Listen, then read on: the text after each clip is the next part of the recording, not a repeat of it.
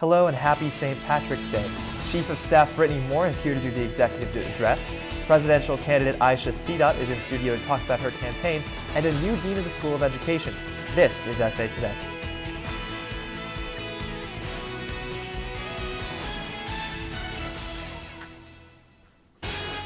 Hello and welcome to SA Today. I'm Topher Lane. The School of Education has a new dean. University officials announced today that Joanna Masangila, who has served as the interim dean since February of last year, will officially take over the top spot. Masangila is a mathematics professor who came to Syracuse in 1992. March 15th marks the 4th anniversary of the Syrian uprising, which has since become a full-blown civil war. To commemorate this anniversary, the College of Law has launched a campaign to educate the world about the various consequences of the uprising. 7 Days for Syria lists many small but significant tasks anyone can do to assist the millions displaced from their homes. The campaign also serves to remind Syrians that they are not alone in this ideological conflict. Several fraternities across the country today have been suspended by their universities. Just a few minutes ago, the University of Houston suspended its Sigma Chi chapter and 5 members for hazing. Earlier, Penn State suspended Kappa Delta Rho after a Facebook group with a graphic image of women discovered. The fraternity had 150 of its members are being investigated by police. Kimmel and Marion Halls are trying a new type of package delivery notification system. Students will now receive an email when they get a package. Tune in to CitrusTV News Live at 6 on Friday when CitrusTV reporter Claire Moran will give us a full overview of the new program. Shy of midnight Monday evening, a small parade of pipers, drummers, and revelers made their way to the most unique traffic signal in America. Several hundred people gathered beneath the green-on-top light at Tompkins Ave to unofficially kick off one of Syracuse's favorite holidays. The painting of the roughshod shamrock is now a 38-year-old tradition. Tipperary Hill proudly got a jump start on St. Patrick's Day, but today festivities come into full swing. Community members are rallying in support of Fort Drum as the Pentagon considers huge personnel cuts across the country. A top military official will visit the base on Friday and hear from an anticipated 3,000 people about how cuts at Fort Drum would affect the region. There will be a rally at 5 and a formal session afterwards. The Army is holding a similar session at 29 other bases across the country. There is hope for expecting parents in Albany, New York. While at first hesitant, there is reason to believe Governor Andrew Cuomo may change his mind about paid family leave. According to a report by Capital New York today, Cuomo's spokeswoman is seriously studying the issue at hand. This marks the first time the issue of paid family leave has received support from a majority in the Senate Assembly. Proposals are still being modified. Authorities are investigating what happened on a United Airlines flight that had to turn around in midair last night. The plane returned to Dulles Airport about 20 minutes after taking off because a passenger ran toward the cockpit yelling the word jihad. Other passengers restrained the man and no one was hurt. The man was taken to a local hospital after the plane landed, but has not been charged with anything in relation to the incident. House Republicans want to completely repeal Obamacare. They announced the first budget blueprint since taking control of Congress today. The plan also includes changes to Medicare and a boost in defense spending.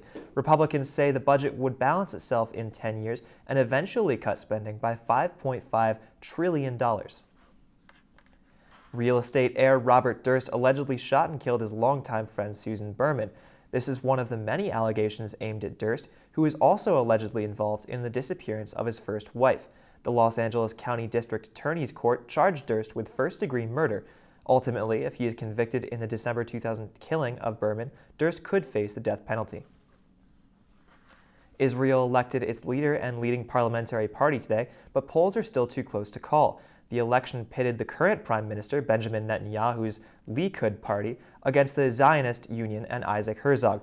Right now, we're hearing Benjamin Netanyahu is declaring victory, but follow up with CitrusTV News on Twitter for the results of the election.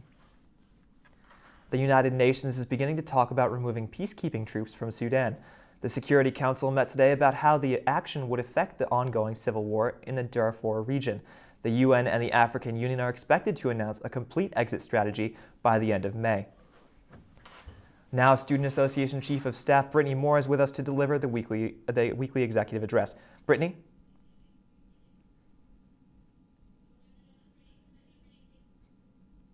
Good evening, everyone. I'm Brittany Moore, the Chief of Staff for Student Association. At the last Assembly meeting, the University Senate Accountability Act was passed to give the Student Association Vice President non-voting status and leadership of the University Senate, which is the faculty governing body. The Security Deposit Revisions Act of 2015 was passed, allowing the Judicial Review Board to review candidates' eligibility if their security deposit runs out. The Interview Courtesy Act and the Interview Act of 2015 requires 7 days notice before candidates can go before the Assembly, and all interviews must be done in person, except for extenuating circumstances. A bus will run from Shine to Wegmans and Target for students on March 22nd, April 12th, and April 26th. We have more posted content on our blog, which can be found at syracusestudentassociation.wordpress.com. And don't forget to like us on Facebook at Student Association and follow us on Twitter at SA@SU. For more information, thank you.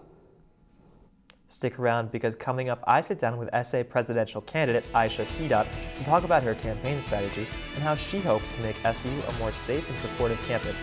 Don't go away. Change the channel.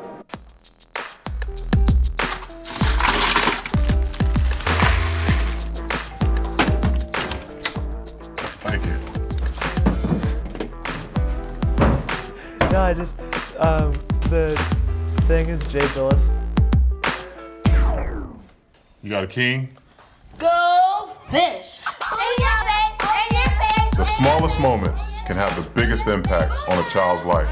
Take time to be a dad today.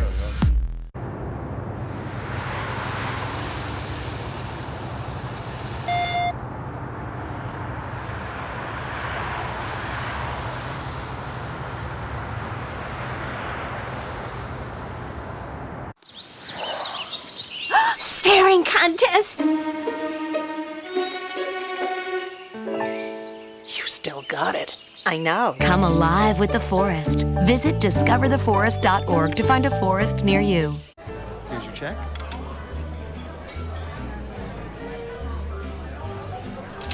Oh, you got it. You know, since I got rid of my car, I really enjoy walking. Okay. Got it. Nope. Getting pulled over for buzz driving could cost you around $10,000 in fines, legal fees, and increased insurance rates. Oh, you're home early. You live with your mom?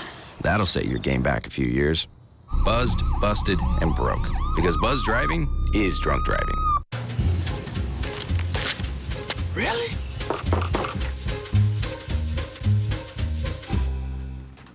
Buzz, what's up, man? You left some leaves burning out here. Yeah, I just came in just for a second. Come on, man. If it's too hot to touch, it's too hot to leave. You could torch the whole neighborhood. It's a good point there, Smokey. 9 out of 10 wildfires are caused by humans. Only you can prevent wildfires. Syracuse students, if you don't have health insurance, you're going to have a tough time. At the SCA meeting last night, the Dean of Student Affairs announced that starting next year, all incoming students and current international students will have to have health insurance. By September of 2016, the policy will be extended to all Syracuse students. For those who don't already have it, the university will offer a new insurance plan through Aetna Student Health. This plan will replace the current voluntary plan. Students can have their questions about the policy answered at the information sessions on April 14th and 15th in Grant Auditorium. Earlier today, I sat down with presidential candidate Aisha Sidat. Here's what she had to say about her campaign. I'm here with Aisha Sidat, the current presidential candidate for SA president. Can you tell me, Aisha, now that you're here, can you tell me what the focal point of your campaign is going to be for your campaign this semester? Yeah, for sure. So we're focusing on two things within our campaign, safety and support. So when I met with Jane and we were talking about the things that we wanted to focus on, the two pillars, safety and support, really resonated with us. A lot of the issues that we wanted to address within our campaign and if elected during our candidacy, during our term was support and safety, improving the support system for transfer students, international students, exchange students, off-campus residents, and improving safety on campus, which is obviously a big concern for a lot of students as well. So on that safety topic, you want to address sexual assault and rape on campus. Mm-hmm. How do you plan to try to resolve those issues or work towards fixing those issues in any way, or how do you hope to accomplish that? So actually, one of the really great things that we've been doing a lot during this session was looking at a lot what other universities are doing and how can we bring successful plans that they're doing over to Syracuse. And we found this really great app called Circle for 6U, which is basically an app that's being used at a University of Southern California right now, and it's really successful over there. So we're thinking about bringing that over here. Basically, it's an app that students can download. Ideally, we're thinking about when freshmen, as soon as they come in, they live in when they're in their RA meetings with their RAs, they download this app together. And you put in your main 6 points of contact, and if God forbid you're in an emergency, you open up the app, you press a button, and it sends those 6 people that you put in there a message saying that there's something wrong, your geographic location, contacts local authorities, and even better, it works abroad. So a lot of students have been dealing with these sorts of problems abroad, and I think it's important for Syracuse University to be able to take accountability for that and just show, hey, we're supportive even though you're not on campus right now. So you've talked about trying to implement an escort service of sorts. How would that work with university officials? DPS has a proto escort service that they work with. How would you try to work with DPS or campus to make that happen? So actually, one of the things that Jane and I also talked about when we were thinking about issues that we wanted to address was this escort service that we have in play right now. It's there, but it kind of isn't. It's kind of really up to the discretion of who picks up the phone, that kind of thing. And that really isn't right. Right now we have a DPS safety committee within SA, but I think one of the issues that safety committee is having is that they don't have an end goal. And I think that when we want to talk about in this committee, which is DPS officers are coming to these meetings with current SA members and any student for that matter, and talking about issues, we could say, well, this is what we want to work towards. And looking at other universities too, how are they doing it? Are students driving instead of DPS officers and that kind of thing? Definitely want to have student involvement in the conversation because students are the ones that are feeling unsafe.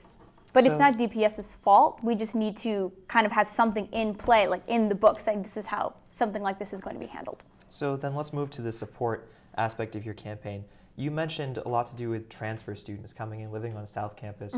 What do you hope to support those students with, and how do you expect to implement it? So definitely one of the things that during my first semester when I was in SA, one of the initiatives I wanted to work on was with improving the transfer student experience. And what we found was we conducted a survey, went to South Campus, we interviewed a bunch of students, and we found that a lot of them felt that living on South Campus has been detrimental to their overall Syracuse University experience. And by improving the support, one of the things we wanted to do was to bring them to main campus instead of having them be on South Campus. It's available for students to move from South to main campus after their first semester in, but not a lot of students know that. It's a lot of hassle.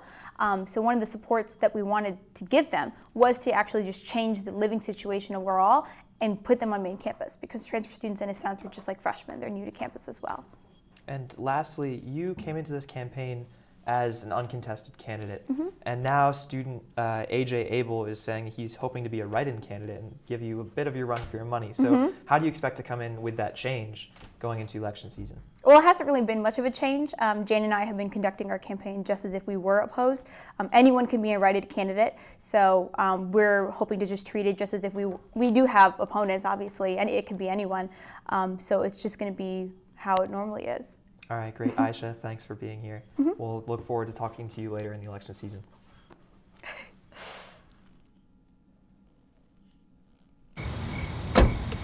Thank you, dear. Well, you're very supple. It's like I was at your age. Back then, I was a sex expert. Used to call me the buttered biscuit. I know about birth control, too. So you can ask me anything, baby.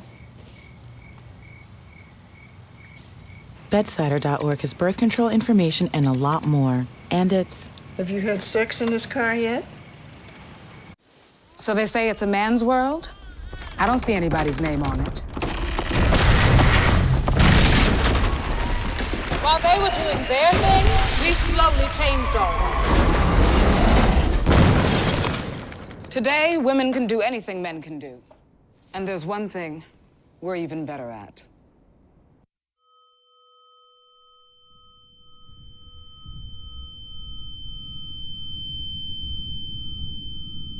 That's all that we have for SA Today tonight. I'm Topher Lane, and have a happy St. Patrick's Day, Syracuse.